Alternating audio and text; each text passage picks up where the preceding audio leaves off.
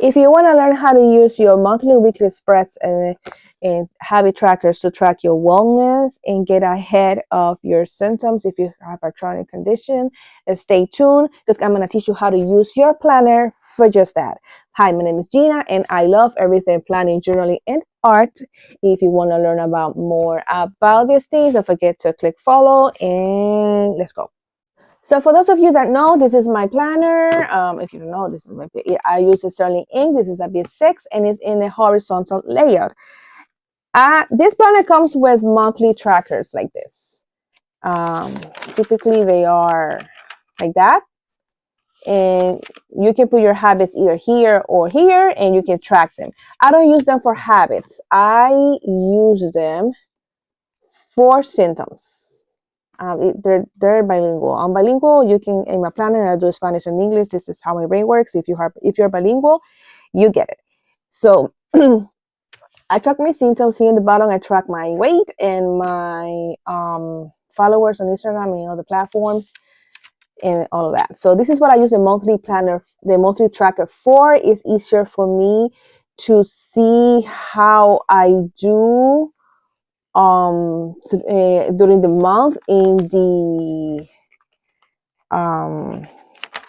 this press that also comes in this planner. I'm covering the other page because it has my cycle in it, and I track my cycle and I can compare one page with the other how my symptoms relates with my cycle. So that's why I like to track my symptoms here. I am perimenopause and I have and also I have IBS, and a lot of the symptoms relate to it. So I love to track those things to get ahead of things. So and plan accordingly to avoid burnout and do things when my body needs rest and all of that. So here is the following week. I try tracking my energy levels. Here I decided to track water and other habits. Why? Because I forgot to do this. So I don't know how to track water by ounces. I think I don't do well tracking it like that. So I track if I did good that day, it's not focusing, or if I did bad or whatnot. So I started taking some notes about myself and about the routine because in this particular week I was trying to figure out routine with work. I'm a mom and all of that life, and I was feeling so stressful, and I was feeling that my energy was not great. So I was trying to figure things out here.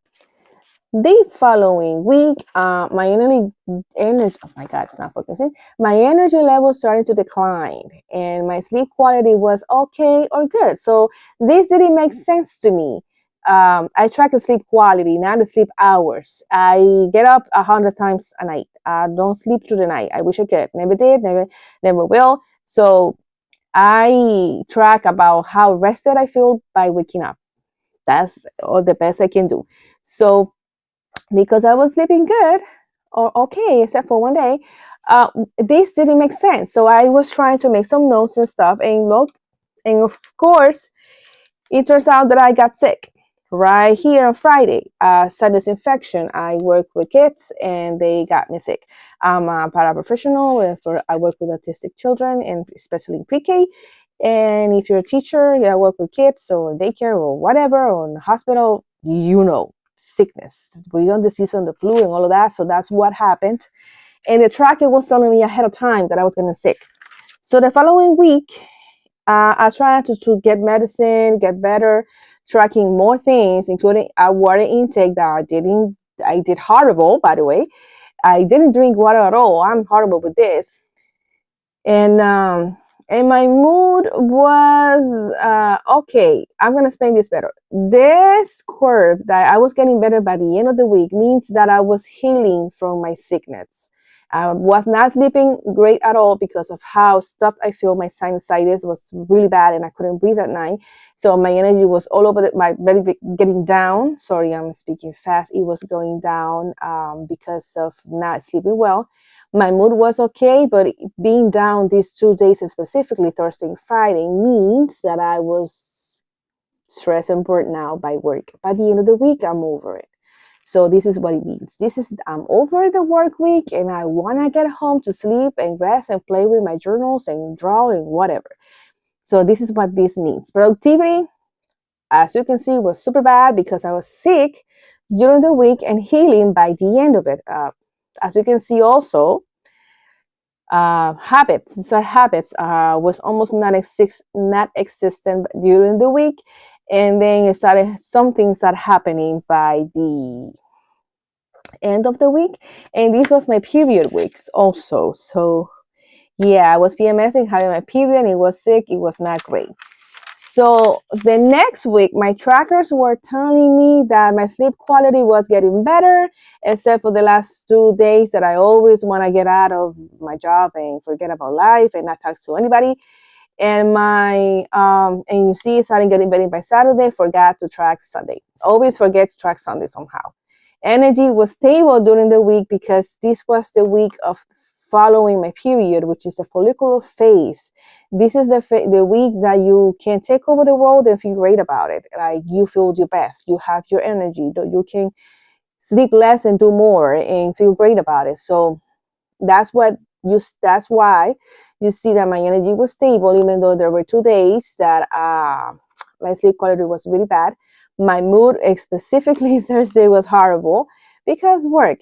My productivity was getting better at the with the week because I was healing.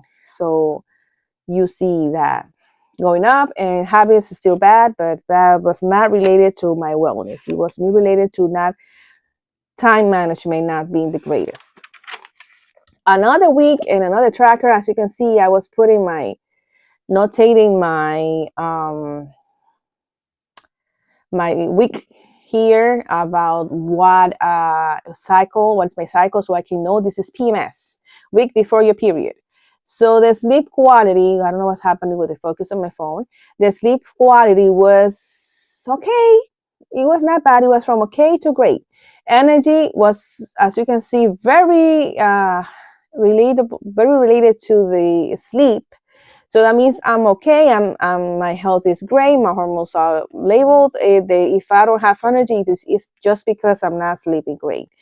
You can see it's almost identical. So that means I'm not sleeping great. The reason why you see that even though I sleep great on Sunday, my energy was down is because I'm approaching at the end of the week to my cycle, and also my productivity was super high the day before, and by the on Saturday I did a lot, and by Sunday I was burnt out because I did a lot, and the stress level was high during those days as well. As you can see, I started tracking the stress level.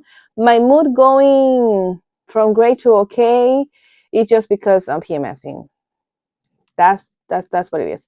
Water intake was horrible during the week, but I started being more conscious about drinking water. I was getting out of sinusitis, and I needed to be hydrated to get everything out of my system.